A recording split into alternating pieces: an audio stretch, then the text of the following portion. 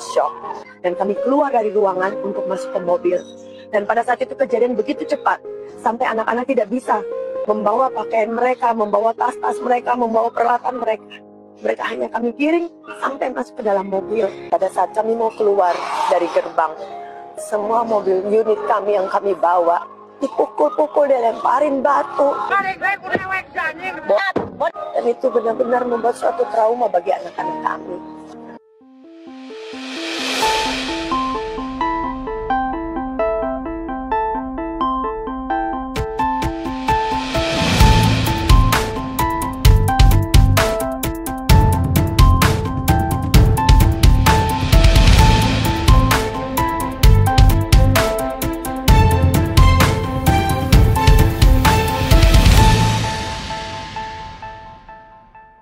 Shalom Bapak Ibu yang dikasihi Tuhan, kembali lagi dengan saya di sini Leonardo Sirait. Ya, kali ini kita akan membahas tentang intoleran yang terus berulang di negeri ini ya, bukan karena kita kekurangan hukum, tapi karena hukum sering kali kehilangan nyali. Perhatikan baik-baik ya, saudara-saudara, setiap kali kasus intoleran muncul, narasinya selalu sama. Ada yang meneriakin kebencian, ada yang merusak fasilitas, bahkan ada yang meneror anak-anak kecil, dan semua terjadi di depan mata publik ya. Kayak kemarin yang di Lampung itu lagi nyanyi-nyanyi, remaja-remaja lagi tambora gitu ya, tarian-tarian, disuruh ini berhenti. Dan ini juga lagi retreat ibadah biasa kan, hari libur ini kan sudah libur, dan banyak retreat dari Kristen lah, dari inilah gitu ya, dari sekolah lah gitu ya teman-teman ya. Nah, sampai digitukan gitu ya. Apakah negara hadir? Kadang iya, kadang terlambat, seperti yang terjadi di Cidahu, Sukabumi ya. Peserta retreat rohani yang ternyata adalah anak-anak mengalami teror fisik dan psikisnya di depan mata gitu ya, melihat mereka ya radikalisme. Bayangkan anak-anak kecil yang seharusnya dilindungi, dibimbing, diberi rasa aman ya, justru menjadi saksi teriakan, cacian, makian, dan aksi perusakan. Ini bahaya teman-teman, karena ini bisa merusak mindset mereka menjadi kebencian gitu ya. Kok kami beribadah aja susah begitu ya. Ini anak cucu kita akhirnya mindsetnya berubah gitu. Yang tadinya mengenal kasih, yang mau diajarkan mengenal kasih, akhirnya melihat sesama manusia aja begini gitu ya. Akibatnya ya kini mereka bisa trauma, dan kita hanya bisa bertanya, di mana marwah hukum?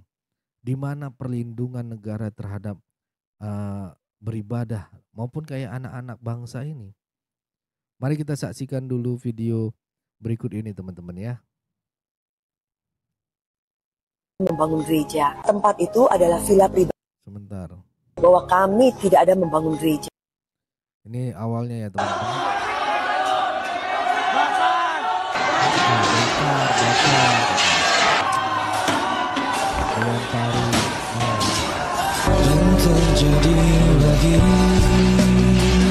Dan terjadi lagi. Intoleransi di bagian barat Indonesia ini emang udah nggak ada obat. Jumat kemarin, siswa-siswi Kristen dari Jakarta sedang melakukan kegiatan retret. Retret itu semacam piknik rohani, liburan tapi sambil belajar kitab dan berdoa. Kita tahu sendiri lah kalau retret itu kan pendalaman Alkitab, pendalaman iman gitu ya. Digunakan untuk di masa liburan ini anak sekolah, kadang digunakan gereja dan persekutuan akan membuat retret gitu untuk memperkuat iman dan kebersamaan lah, tapi malah dikiniin gitu ya, di salah satu villa gitu yang dianggap karena mereka nyanyi-nyanyi gitu ya, akhirnya ya dianggap ini gereja gitu ya. Kita lanjut teman-teman. Mereka pergi ke sebuah villa di daerah Cidahu, Sukabumi, dan mungkin warga setempat gerah dengar mereka nyanyi. Ya, setuju. Pasti gerah ngelihat mereka ini, langsung kepanasan gitu ya. Bersekutu gitu kan, memuji Tuhan, memuliakan nama Tuhan. Ya pasti ini oknum-oknum ini akan gerah gitu. Setuju Bang, setuju. Lalu beramai-ramai mendatangi geruduk kegiatan retret tersebut, mengusir siswa-siswi dari villa, bahkan sampai melakukan perusakan properti dan vandalisme. Sampai ketawa-ketawa ya. Nah tuh kayak orang jago nih orang ya. Aduh, ini perlu jadi tersangka nih. Ini orang yang tolong ditandain Pak Polisi, Mabes Polri ya. Nah Kang Deddy ini harus dididik nih warga Anda ini ya. Jangan cuma cuap-cuap ya. Kang Deddy tolong dibantu ini ya. Ini orang harus dididik militer nih. Ya. Penting nih orang nih. Ini jagoan nih. Provokator nih gitu. Rame-rame doang cuma beraninya. Tuh. Ini orang lagi nendang lagi ya. Ini orang udah radikal ini. Nggak kenal kasih sesama manusia gitu ya. Udah kayak binatang nih. Ini bukan soal izin. Jangan terkecoh dengan alasan izin. Ini murni Kristenfobia, kebencian dan ketakutan terhadap agama Kristen yang dibiarkan oleh negara dari zaman Pak Jokowi sampai presidennya Pak Prabowo. Ya. Tolong Pak Prabowo tegaskan ini. Mas Gibran mana suaranya? Ayo dong. Jangan cuma nanya lapor-lapor Mas Gibran tapi ujung-ujungnya kayak gini tiarap gitu ya. Tolong diproses seperti ini. Semakin banyak lahir orang-orang seperti ini ya.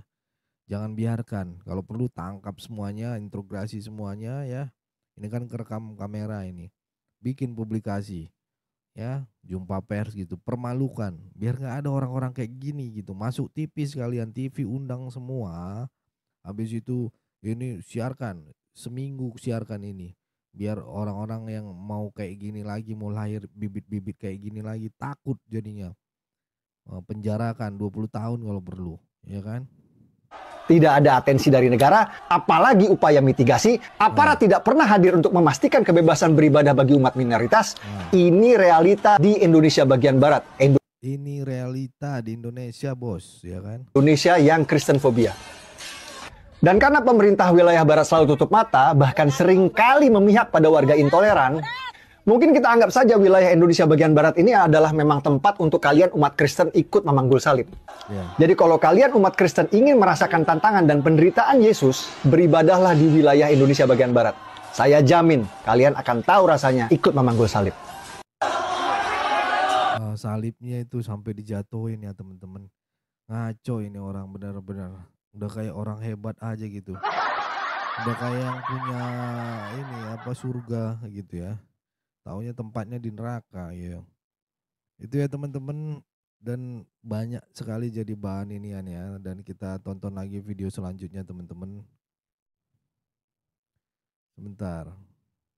Tidak ada membangun gereja. Jadi ini permasalahannya dibilang ini dianggap acara yang seharusnya tidak diadakan gitu kan. Biasa kan kita retreat di puncak gitu ya, di tempat-tempat yang adem ya gitu ya. Karena kan retreat, namanya juga retreat. Dan kita pendalaman Alkitab isinya bersukaria, nyanyi-nyanyi. Nah dianggap ini villa mau dibikin gereja. Ini provokator ya. Dan ini penjelasan dari salah satu pengerja ataupun pengurus dari gereja tersebut yang mengadakan retreat ya. Bahwa kami tidak ada membangun gereja. Tempat itu adalah villa pribadi. Nah itu villa pribadi bos, disewa gitu. Jadi punya orang, bukan punya gereja, mau dibikin gereja. Jadi jangan menyebarkan ini villa tapi dibuat tempat ibadah gereja. Aduh kasihan nih, ini otaknya kemana sih orang-orang kayak gini nih ya. Ini masa liburan justru kalian senang. Orang biasanya peningkatan UMKM di sana, pengunjung datang ke daerah kalian dan menikmati fasilitas wisata-wisata di tempat kalian. Seharusnya kalian bersyukur ya, pemasukan bagi kalian. Ini kan retreat ini kan punya anggaran, punya budget gitu. Justru Otaknya ditaruh di mana sih orang-orang ini? Nggak kebagian kali ya, nggak kebagian apa cepritannya ya. Ini kita dengarkan dulu ya teman-teman ya. Sedang mengadakan retret dalam rangka liburan sekolah anak-anak dan kebanyakan pesertanya adalah remaja dan anak-anak. Tiba-tiba kami mendengar suara keramaian di pagar. Orang gedor-gedor pagar, orang berteriak-teriak. Nah ini orang gedor-gedor berteriak-teriak, artinya dia nggak dapat kali ini. Aduh, dan otaknya nggak ada. Saya udah kesel, kenapa saya bilang agak otaknya nggak ada, ya memang harus gitu, biar mereka lihat nih video ya. Ini masa mengadakan kayak gini, dia ya udah diusir aja, nggak usah dirusak gitu loh, ya kan? Ya nggak bisa Bu bilang selesaikan di sini, kita kan bisa musyawarah ya, ya kita kan bisa duduk tentram berdiskusi. Kalau memang nggak bisa ya udah pihak kepolisian nanti yang ini keluar baik-baik, nggak pakai acara nendang-nendang kayak gitulah, nggak nggak pakai acara ngancur-ngancurin lah, apa nurunin salib lah, aduh. Dan pada saat itu kami sangat kaget karena tiba-tiba banyak batu-batu bertebaran. Tuh ngelempar batu lagi, aduh ini udah keterlaluan gitu, udah sindikat ini, sindikat. Batu-batu dilempar.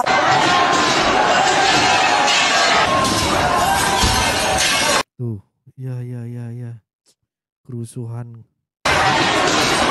Saat itu kami semua shock dan kami keluar dari ruangan untuk masuk ke mobil. Dan pada Tuh, di mobil juga dihajar nih. saat itu kejadian begitu cepat sampai anak-anak tidak bisa membawa pakaian mereka, membawa tas-tas mereka, Gila, terlaluan emang nih. membawa peralatan mereka. Mereka hanya kami giring sampai masuk ke dalam mobil. Pada saat kami mau keluar dari gerbang, semua mobil unit kami yang kami bawa dipukul-pukul, dilemparin. Gila ini teman-teman, sampai segitunya tuh, dicoret-coret, aduh. Gimana nggak trauma? Saya teman-teman cerita sedikit, ketika kita pelayanan juga ada kondisi begini. Anak-anak teman-teman yang pengisi Tambora sampai sekarang dendam dan trauma teman-teman, trauma hatinya. Karena melihat oknum yang lagi dia megang pelayanan Tambora tarian saat ibadah disuruh berhenti. Dia begitu trauma, kaget gitu. Itu umuran belum sampai 17 tahun tuh anak itu. Apa jadinya kalau dia besar ya? Bisa jadi dia kesel sekali sampai dia ketemu kita, kok segitunya kita hanya cuman untuk beribadah gitu. Segitunya mereka-mereka ini, segitunya kita untuk menyembah Tuhan. Ngeri ya.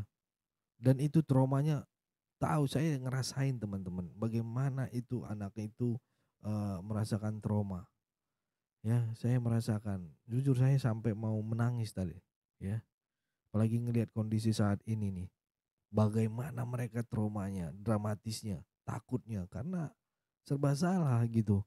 Maju nanti diculik, dibunuh, dipukul dan sebagainya. Ini aja mobil udah diginiin tuh. Terlaluan kan? Batu. Dan itu benar-benar membuat suatu trauma bagi hancur. Tadi kan warna putih, hitam mobilnya, sekarang putih tuh, hancur. Semua mobil yang di sana saya yakin hancur dibikin. anak kami bahwa kami tidak ada membangun gereja. Ya, itu ya teman-teman. Kita harus bersuara. Kita nggak bisa diam seperti ini, ya. Jujur nggak bisa diam, ya. Negara tidak boleh bungkam. Intoleran tidak boleh dimaklumin. Bukan karena kita anti perbedaan ya teman-teman ya. Justru karena kita mencintai perbedaan, maka kebencian harus dihukum. Ya, hukum yang adil harus ditegakkan. Bukan dengan basa-basi, klarifikasi dan minta maaf belakang. No.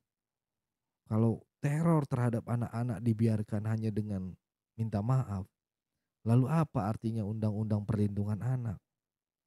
Saya mohon ya perhatian untuk KPAI, Divisi Humas Polri, Humas Polda Jakbar di mana? Polres Sukabumi, ya. Dan tentunya dari para pemimpin bangsa ini, Bapak Presiden Prabowo Subianto, Gibran Rakabuming Raka. Ya, tolong Pak, selaku Bapak Presiden Republik Indonesia, pemimpin nomor 1 di Indonesia, masa tidak bisa diselesaikan? Dan satu lagi, Gubernur Deddy Mulyadi. Ayo, di sini tunjukkan Kang Deddy. Jangan cuma viral-viral karena untuk sekedar konten. Kami butuh uluran tangan Mas Deddy Mulyadi. Ya, tolong Bang Deddy, Kang Deddy, tunjukkan kali ini saja bahwa negara tidak tutup mata, bahwa negara masih berpijak pada Pancasila, yaitu kemanusiaan yang adil dan beradab. Kami bukan balas dengan kebencian, tapi doa. Sebagai umat beriman, kami tahu kami boleh menangis, tapi tidak membalas. Kami boleh marah, tapi tidak membenci, membabi buta. No, kami percaya pada satu hal. Jadi, saudara-saudaraku yang terkasih, jangan kamu sendiri menuntut pembalasan, tetapi berilah tempat pada murka Allah. Sebab ada tertulis, pembalasan itu adalah hakku. Akulah yang akan menuntut pembalasan. Itu ada di firman Tuhan. Roma 12 ayat 19. Kami hanya bisa berdoa, semoga hati yang penuh kebencian bisa dipulihkan. Semoga mereka yang kehilangan kasih mengenal terang. Dan semoga para pemimpin negara-negara ini, negara Indonesia benar-benar menyadari Bhinneka Tunggal Ika itu bukan pajangan di ruang sidang. Itu prinsip hidup bangsa. Bangsa ini milik kita semua, bukan milik kelompok tertentu. Walaupun wilayah itu wilayah non-Kristen, tapi itu milik semua. Apakah negeri ini hanya milik satu golongan? Tentu tidak. Indonesia bukan punya mayoritas ataupun minoritas. Indonesia milik bersama. Jika satu umat bisa sembahyang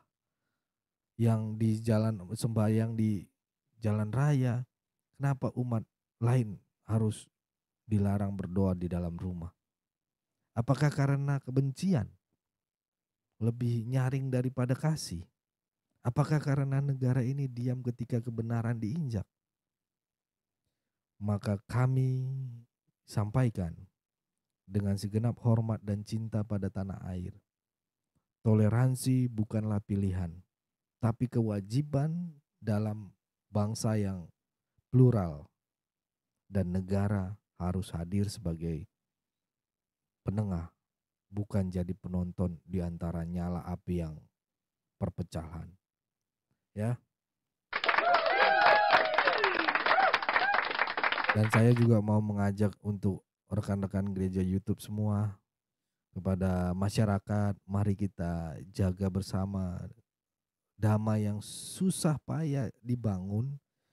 Jangan warisi dendam, tapi warisin kasih. Dan kepada aparat hukum, jangan ragu menindak pelaku kebencian. Apapun label agamanya, apapun kelompoknya. Kepada para pemimpin bangsa, ini bukan soal agama siapa. Ini soal anak-anak Indonesia yang trauma. Ini soal keadilan. Ini soal harga diri negara. Karena cepat atau lambat semua akan menuai apa yang mereka tanam. Jika yang ditanam adalah kebencian, maka kehancuran jadi hasilnya. Tapi jika kita tanam kasih, maka damai yang akan kita tuai. Mari berdiri bersama, lawan intoleran dengan kasih, tapi tegakkan hukum dengan tegas. Bukan untuk membalas. Ingat, bukan untuk membalas. Kadang orang bilang, Bang Leo, kamu mengajarkan membalas. Bukan. Tapi untuk mencegah luka yang sama terulang kembali. Kalian tidak merasakan bagaimana rekan-rekan saudara-saudara kita yang mengalami hal-hal seperti ini. Trauma, merasa ngeri hidup di negara ini. Ya, yang katanya dijamin konstitusi, taunya tidak. Ya, hanya takut negara dengan orang-orang seperti ini. Ya, tolong bantu sebarkan pesan ini. Kalau kalian cuman hanya sekedar penonton dan tidak mau muncul, nggak masalah. Tapi sebarkan pesan ini, ya, biar dunia tahu bahwa bangsa ini tidak buta, tidak tuli, dan tidak bisu terhadap penderitaan rakyat kecil. Itu aja dari saya. Terima kasih, semoga menjadi berkat dan terus memuliakan nama Tuhan. Saya Leonardo Sirait. Tuhan Yesus memberkati kita semua. God bless you all. Ayo berpartisipasi dalam kebaikan bersama Yayasan Cipto Pelito Kasih. Mari kita bersama-sama memberikan sedikit berkat dan menyisihkan sebagian dari yang kita miliki untuk mendukung rumah Yayasan Cipto Pelito Kasih. Yayasan ini membimbing dan mengajarkan 30 anak-anak yang membutuhkan bimbingan dan pendidikan. Dengan partisipasi saudara, kita dapat memberikan harapan baru dan masa depan yang lebih baik bagi mereka. Tidak perlu banyak, bahkan bantuan kecil saudara sangat berarti bagi anak-anak ini. Mari kita ambil bagian dalam misi mulia ini dan bersama-sama membawa perubahan yang positif dalam kehidupan mereka. Kami percaya bahwa setiap kebaikan yang Anda berikan akan dibalas berlipat ganda. Tuhan Yesus memberkati saudara semua yang telah berpartisipasi dalam mendukung rumah Yayasan Cipto Pelito Kasih.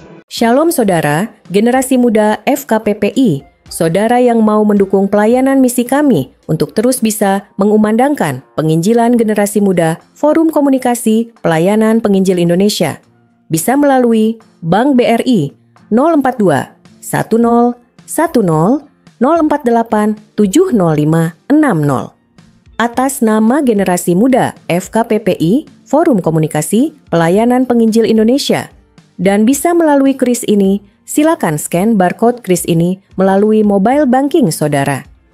Tujuan dari pelayanan misi ini adalah untuk menjangkau banyak jiwa di pelosok-pelosok desa yang rindu untuk mendengarkan firman Tuhan dan untuk kegiatan apoleget yang menjalani penginjilan ke desa-desa untuk bisa terus mengabarkan kabar baik di seluruh tanah Indonesia. Selain melalui media sosial YouTube, kita tetap terus bisa menyuarakan kabar baik secara offline. Boleh dukung asosiasi ini melalui rekening ini dan bisa melalui kris mobile banking ini. Dengan cara scan barcode kris ini di mobile banking saudara. Terima kasih, biarlah kami berdoa agar semua kebaikan dan taburan saudara Tuhan yang membalas berlipat kali ganda.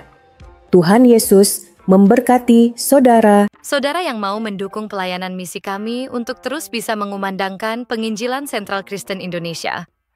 Bisa melalui Bank Rakyat Indonesia 0421 0100 4996 560. Atas nama Sentral Kristen Indonesia dan bisa melalui QRIS ini, silakan scan barcode QRIS ini melalui mobile banking saudara. Tujuan dari pelayanan misi ini adalah untuk menjangkau banyak jiwa di pelosok-pelosok desa yang rindu untuk mendengarkan firman Tuhan. Dan untuk kegiatan apoleget yang menjalani penginjilan ke desa-desa untuk bisa terus mengabarkan kabar baik di seluruh tanah Indonesia. Selain melalui media sosial YouTube, kita tetap terus bisa menyuarakan kabar baik secara offline. Boleh dukung Asosiasi Sentral Kristen Indonesia melalui rekening ini dan bisa melalui kris mobile banking ini. Dengan cara scan barcode kris ini di mobile banking saudara. Terima kasih, biarlah kami berdoa agar semua kebaikan dan taburan saudara Tuhan yang membalas berlipat kali ganda. Tuhan Yesus memberkati saudara Sentral Kristen Indonesia.